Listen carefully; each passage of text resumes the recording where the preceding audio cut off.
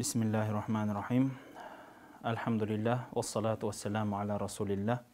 Амма ба'д. Ассаламу алейкум ва рахматуллахи ва баракатух. Қазіргі осы діни сауалдардың көптігінен осы біздің өмірімізге діннің етене араласып жатқандығын байқаймыз. Солардың ішінде көптеген тақырыптар ұсынып жатады көпшілік.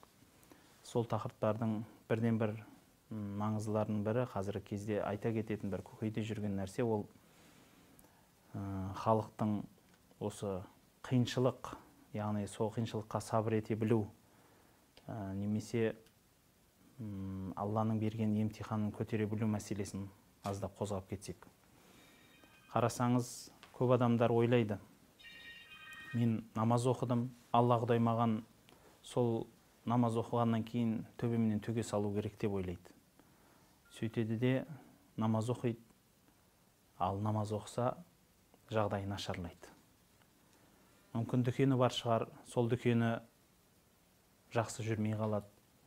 Мүмкін өзі бойдақ болса, сол күйі үйлене алмай қалады біраз уақыт. Не бір жұмысқа кірсе, жұмысы дұрыс болмай қалады. Сөйтеді де айтады: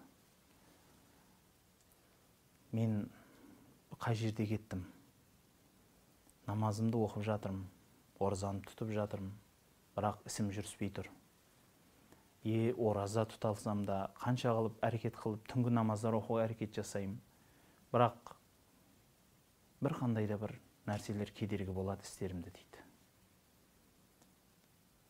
Ал кейбіреулер осы сұрақтың жанында тағы да басқаша сауал қояды: енді мүлде намаз оқымаймыз, дегенмен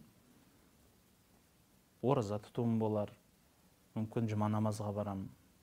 Тіптен оған да болмағанның өзінде Алла Құдайға сенем мен. Бірақ осы соңғы кездері өмірім қиындап кеткен сияқты. Басыма түскен ауырлықтарды кейде көтере алмай қалам, кейде ашуланып кетем дейді. Құран-ы Кәримде бұған Алла Тағала жауап айтады: сіздер иманға келе салып, яғни иман сөздерін айтып, ля иляха иллаллах Мұхаммад Расулулла, яғни Алладан басқа Құдай жоқ, Мұхаммед оның елшісі дей салып, бірден жәннатқа кете бересіздер ме? Сіздерден әуелгілерді біз сынағандай, сіздерді де сынаймыз дейді. Осы мағынадағы Құранда бірнеше аяттар бар. Яғни мына өмірге Алла Тағала адамды алып келген соң, оның шын беріктігін, Құдайға деген иманының мықтылығын сынамай қоймайды екен. Ал пайғамбарымыз саллаллаху алейхи вассаламнан келген хадистерді сол тәлімге назар салатын болсақ, Алла Тағала өзінің сүйген пендесін көбірек сынайтын көрінеді. Себебі көбірек атымды айтса дейді екен, көбірек мені еске түсірсе екен дейді екен, сол үшін көбірек сынақ береді. Содан болу керек, кейбір сәләф салихтарымыз, яғни дүниеден өткен ұлықтарымыздың бірі айтатын көрінеді: егер өмірде өмірің қатты тыныш болып, бай, ауқатты болып, еш қам қайғысыз өтіп бара жатса, онда иманыңа назар сал. Мүмкін бір жерде қателік бар дейді. Иә, сіз бәлки намаз оқып ораза тұтқан үшін қиналсаңыз, сіздің иманыңыздағы нәрседен емес ол. Бәлки сіздің өміріңіз қатты тыныш болып кетсе, міне сол кезде мүмкін сіздің иманыңызда бір қандай да бір сызат бар. Өйткені Алла Тағала жарамайтын затын сынамайды ғой. Сізде өзіңізде ойлаңызшы. Қолыңызда бір шыны ыдыс болсын, бір темір ыдыс болсын. Сол екеуін бір алдыңызда тұрған затқа, мысалы, қайсын қалай ғана қойып, мысалы, қалай ғана қолдануыңыз болады. Шыны ыдысты, мысалы, қолданғанда өте нәзік қолданасыз. Және сенбегеннен кейін оның мықтылығына көп іске қолдана бермейсіз. Ол жылтырап қана бір шетте тұрады. Ал темір немесе басқа бір қатты заттан жасалған ыдыс болса, қалағаныңызша жұмсайсыз. Міне сол сияқты, бұл енді жай ғана мысал ғой. Алланың мысалы одан да үлкен. Өзінің пенделерін осылай ғана қарайды Алла Тағала. сынағын көтере алатын, Аллаға деген махаббаты шынайы болған адамды сынайды. Махаббаты әлі терең болмаған, Құдайға деген сенімі нық тұрмаған адамға Алла тағала сын жүктемейді. Ол әңгіменің бір жағы десеңіз, екінші бір жағы бар.